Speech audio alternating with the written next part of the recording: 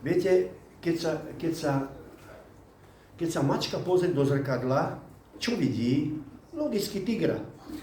Lebo viete, aj my ľudia máme také, viete, ja keď sa pozriem do zrkadla, koho vidím? Mladého, svalnatého atleta. No, toho Švajdu, alebo jak sa volá. Alebo niekoho, no, z tých, ktorí už si nepamätám teraz, ktorí žijú, ale aby som nepovedal už takého, čo nežije, ale meno bol voľakedy pre mňa príjemný, napríklad, že Belmondo. No ale už dneska to tak není. Ale pozrieš do zrkadla, ty nevidíš to, čo tam je, ty vidíš niečo iné, ale v skutočnosti to zrkadle nie. To, že ty pozrieš do zrkadla, už čo si myslíš vo svojej hlave je jedno, ale nestane sa nič iné, len to, čo si ukázal pre zrkadlom, len to sa zo zrkadla vráti. Čiže nemôžem sa tam, ja sa postaviť pre zrkadlo a vidieť toho Švajdu, či jak sa volá. Čiže logicky, že tam nikto iný nebude, tam budem len ja. A v Matúšovi, 2. kapitole, pamätáte si, to sme preberali. Matúš 2. A budeme čítať 10. verš. A zazrúc hviezdu, preveľmi sa zaradovali. Aha. Zazrúc hviezdu, veľmi sa zaradovali. A teraz pozrite sa. Čiže oni ako keď niečo zazrieš v Svetom písme, tak to, čo tam vidíš, to sa odzrkadlí. A teraz oni zazrúc, viete, keď videli hviezdu, čo videli? Videli svetlo. Neradovali sa tomu, že konečne je tma pod nejakým stromom a tu ma nikto nevidí, ale videli svetlo a zaradovali sa. Prečo sa radovali? Ich skutky boli dobré, oni sa nemali čím tajiť, skovávať. Videli svetlo, zaradovali sa. Čiže pozrite sa, to, čo videli, odzrkadlovalo do ich života radosť. A 12. verš? A napomenutý súd od Boha vo sne, aby sa nenavracovali k Herodesovi, navrátili sa inou cestou do svojej krajiny. Pozrite sa. Viete, oni videli hviezdu, pozerali sa do svetla a to odzrkadlenie je radosť a zmena života. Navrátili sa inou cestou. Počúvaj toto. Ak sa my pozrieme do tváre Pánovej, ako je Áronové požehnanie, ale viete, my nepozeráme tvár Pánovu, že hľadáme nejakú tvár, ale my ho hľadáme v písme. A keď pozrieme na Pána v písme, tak spôsobuje to dve veci. Radosť a zmení to tvoju cestu. Chaos tvojho života odíde a ty zrazu máš jasný cieľ a máš jasný smer. Ale keď prečítame Matúšovi 2, 3. verš, a keď to počul Herodes, zlakol sa i celý Jeruzalém s ním. Všimnite si, keď to počul, kam sa on pozeral? On sa pozeral na svoju pýchu. On sa pozeral na svoj trón. On sa pozeral na to, že by snáď niečo mohol stratiť, keďže sa narodí nejaký iný král, krome neho. Čiže to, čo on vidí, vidí strach. Všimni si múdrci. Videli a radujú sa. Čiže sa odzrkadlilo niečo, čo videli. Pozreli sa do toho a z toho prijali radosť a zmenený život. Kým Herodes vidí niečo a čo to odzrkadluje? Odzrkadluje to strach. Čom je ten rozdiel? V tom, kto sa tam pozrie. Ak niekto sa takto pozerá, prečítaj 8. verš, Matúš 2:8. A pošlúc ich do Betlehema, povedal: Idte a dôkladne sa povypytujte o tom dieťatku a keď nájdete, dajte mi veď o tom zvesť, aby som i ja, prídúc, poklonil sa mu. No pozrite sa. My sme hovorili, že niekedy si to človek nemusí všimnúť, lebo niekto môže mať pekné náboženské reči. Choďte, poklonte sa, povypytujte sa a potom mi dajte vedieť a ja prídem a pokloním sa. Myslíte si, že on mal myšlienke pokloniť sa kráľovi? Nie. V žiadnom prípade nemal. Ale chcem vám povedať teraz toto. Keď niekto má možnosť vybrať si, môžem pokračovať s Pánom, alebo si budem robiť svoju vlastnú vec. Toto nemusí byť zákon, Toto nie je, že to je v každom jednom prípade, len viete, čo sa deje, keď som v dome Božom, nerešpektujem jeho slovo, odkloním sa od jeho slova, ostal mi náboženský jazyk. Viete, rozprávam veci, áno, pokloniť a ja sa pôjdem pokloniť. To je náboženský jazyk. Ale všimnite si, keď máš náboženský jazyk, ale v srdci máš inú túžbu, nastali takéto veci. Do Herodesovho života prišlo šialenstvo. Viete, že on zošalel.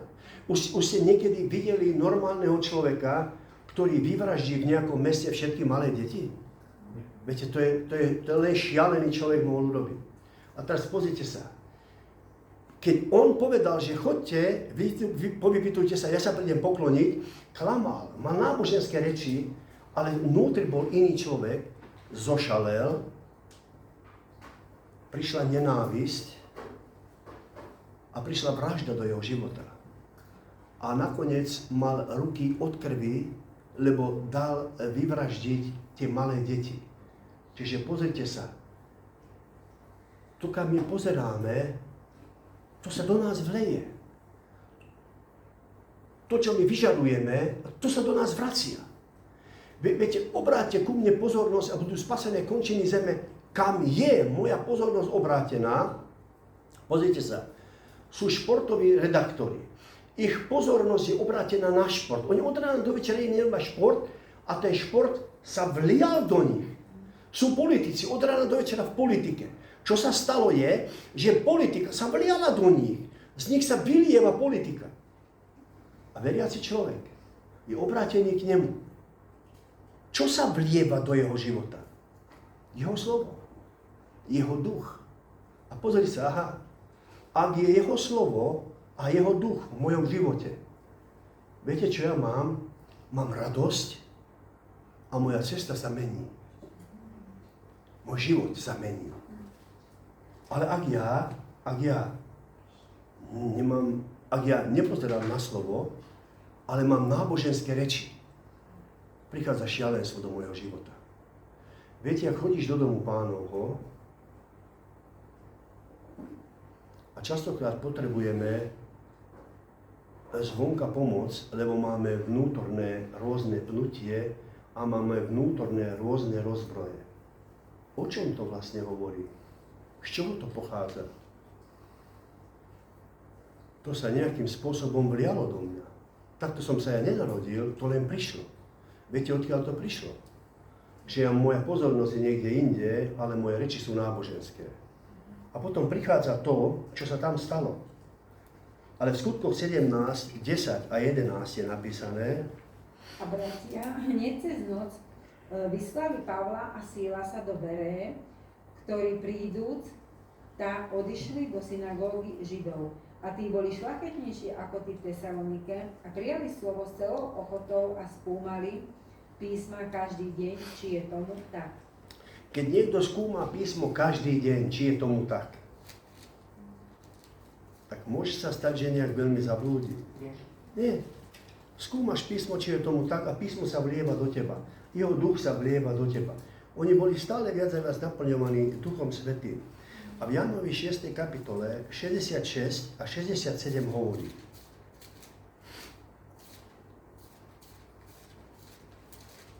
Nemusíš to ani čítať, tam je napísané: a mnohí z jeho učeníkov odišli od neho.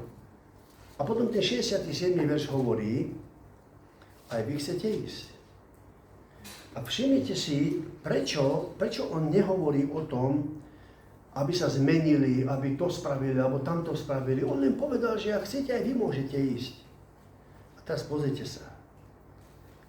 Ak sú dvaja ľudia v jednom dome a každý žije iný svet. Jeden žije pre duchovnosť, skúma písmo, či je tomu tak. Druhý žije pre svoje vlastné potešenie, alebo ja neviem prečo. Žije si svoj vlastný život. Teraz, keby si ty na silu chcel obidvoch udržať, viete, lebo logicky je, každý učiteľ, každý pastier, každý Boží služobník, aj Pán, chce udržať obidvoch. dokiaľ to je udržateľné. Ale teraz pozrite sa, ak udržíš človeka, ktorý je duchovný a udržíš v tom istom dome človeka, ktorý je telesný, tak títo dvaja, nie že sa niekedy zjednotia, ale nastane pnutie. Nie, že nastane radosť, nastane horkosť. Nastane nespokojnosť. Viete, budeme medzi sebou sa hrísť. Čiže to není to, že za každú cenu musím každého udržať, jak sme včera počuli, že je lepšie radšej nič nepovedať, aby to nedopadlo horšie. Ale to nedopadne horšie, to dopadne lepšie. Lebo udržať človeka, ktorý žije svoj vlastný život, s človekom, ktorý je obrátený k Pánovi, je nemožné. Títo dvaja spolu, a teraz chcem ti povedať toto. Viete, najprv je to drobno viditeľné niečo, že sa tie cesty rozdelili. Ale časom je to veľmi priesvitné a viditeľné, ako veľmi sa to celé rozdeľuje. Ako by sa dali udržať obidvaja? Nijak. To je len bitka, to je všetko, to je odpor, to je niečo, čo nejak spolu nezvládneme. To je len napätie, to je hádka, to je nespokojnosť. A teraz akékoľvek duchovné slovo bude pre toho človeka ako keby nepriateľné. A čiže v tomto dome všetci máme ovocie, aj ten. Čiže niekto, kto zmýšľa telesne, jeho ovocím je smrť, je telesnosť. A niekto naopak, viete, má strach a neviem čo, ale ten druhý má život a má pokoj. A v Žalme 133, neviem, či to musíme čítať, všetci to, prečítal som prvý verš. Hľa, jaké dobré a jaké milé je to, keď bratia prebývajú jednomyselne spolu. Ja som bol na vojne a my sme na vojne mali všetci rovnaké topánky, rovnaké nohavice, rovnaké saká, košele, kravaty, čapice, rovnako ostrihaní. My sme boli ako jeden. Viete, to je také, tomu sa hovorí, že sme mali jednu uniformu. Všetci boli rovnakí. Ale o tomto písmo neučí. My v dome nemusíme byť rovnakí. Tak si predstavte, jak apoštoli hovorili, že oni nebudú obsluhovať tie vdovy, keď sa tam hádali, ale oni povedali, že im je lepšie ostať, keď budú sa venovať slovu. Však. Ale to, že sa niekto venuje slovu, to ešte neznamená, že prežijeme zimu. Čiže na zimu musím, dajme tomu, že nachystať kapustu. Viete, to sa volakedy tak robilo, už dneska je modernejší svet, ale volakedy sa musela nachystať veľa kapusty, aby sme prezimovali. Čiže jeden chystal kapustu. Druhý uskladal zemiaky do pivnice. Tretí kázal. Každý sme mali ako keby svoju časť práce. Ale teraz pozrite sa, ktorý z nás je dôležitejší? Pamätáte si, keď sme čítali o pannách, ktoré mali lampy a niektoré mali olej a niektoré olej nemali. Olej je všetko, čo ty robíš, je v tom život, čo robíš. A v čom není život, to nejakým spôsobom nerobíme dobre. Ale čo je dôležité, je toto. Kto je dôležitejší? Ten, ktorý sa stará o kapustu, alebo ten, ktorý sa stará o slovo? Viete, my zimu neprežijeme, keď nebudeme mať kapustu. Ale neprežijeme ju, ani keď nebudeme mať slovo. Čiže kto z nás je dôležitý? Obidvaja. Aha, na čo by nám bola lampa, ak nemáme olej? Ale na čo by mi bol olej, keď nemám lampu? Kam nalejem ten olej? V ruke ho budem páliť a budem svietiť. Čiže potrebuješ aj lampu a potrebuješ aj olej. My potrebujeme jeden druhého. A preto my sa neodsudzujeme, nevyhľadávame hriech, ale poukazujeme na hriech, lebo v Jánovi čítame, že on, ten tešiteľ, príde, aby nás usvedčil o hriechu. Viete, my musíme hovoriť o hriechu, lebo sami seba neusvedčujeme. Písmo nás neusvedčuje, lebo sa k tomu nedostaneme. Potom musím dosť do zhromaždenia, musím tu počúvať.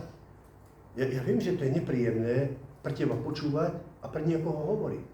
Pre každého je to nepríjemné, ale to je jediný spôsob, ako môžeš byť zachránený. A keď ho nepríjmeme, keď nedovolím, aby som mohol byť zachránený, tak čo sa stane s mojim životom? Tak ako odišli mnohí, budem musieť odísť a ja. Lebo není možné, aby sme takto spolu nejako žili. A v Jakobovi, v 1. kapitole, 25. verš hovorí: Ale ten, kto dobre nazrel, dokonalý zákon, zákon slobody a zotrval pri tom, ten, pretože nie je iba zábudlivým poslucháčom, ale činiteľom skutku, ten bude blahoslavený vo svojom konaní. Viete, ktorý to je ten zákon slobody?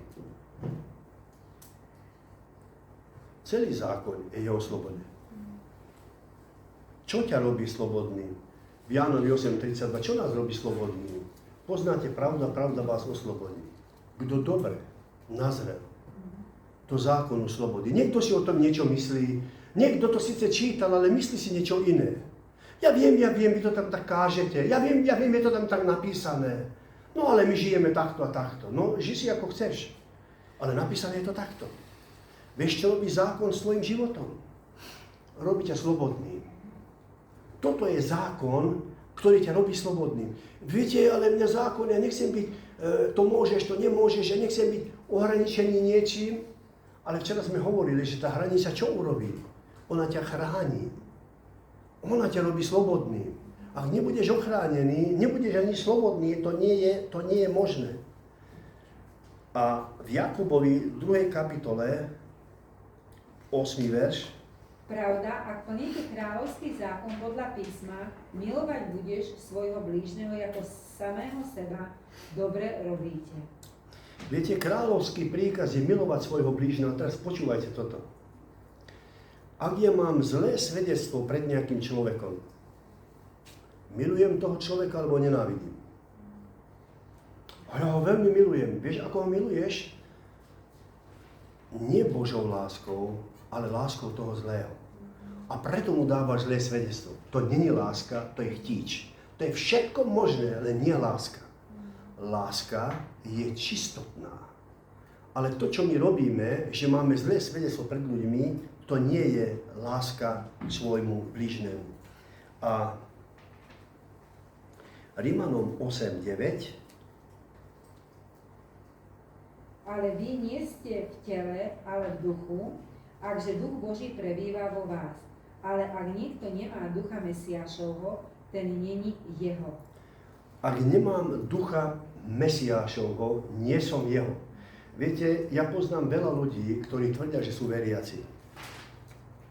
Ale ak nemajú ducha Pánovho, písmo hovorí, že nie sú jeho. Čiže to, že niekto povie, že veriaci, ovocie tvojho života hovorí o tom, či veriaci sme, alebo nie sme. A v Jánovi 16.13, nebudeme to už čítať, tam je napísané, jeho duch, duch pravdy, duch svätý, duch Pánov, nás vovede do každej pravdy. Viete, ľudia, ktorí nemajú ani túto pravdu, ani túto, ale viete, tie základné pravdy, tie kľúčové pravdy, o mene, o sviatku, o dni a tak ďalej, ale keď toto všetko nemá niekto, tak potom akého ducha má, kam ho vedie ten duch? Do falošných sviatkov, do falošného dňa, do falošného mena. A má ducha Pánovho? To je iný duch. To je jednoznačne iný duch a preto existujú dve náboženstva. Pohanské a Božie. A to pohanské, vieš, len keď si niekto otvorí, ja neviem, 3. Mojžišovu 23 a prečíta si sviatky, však všetky sú tam napísané.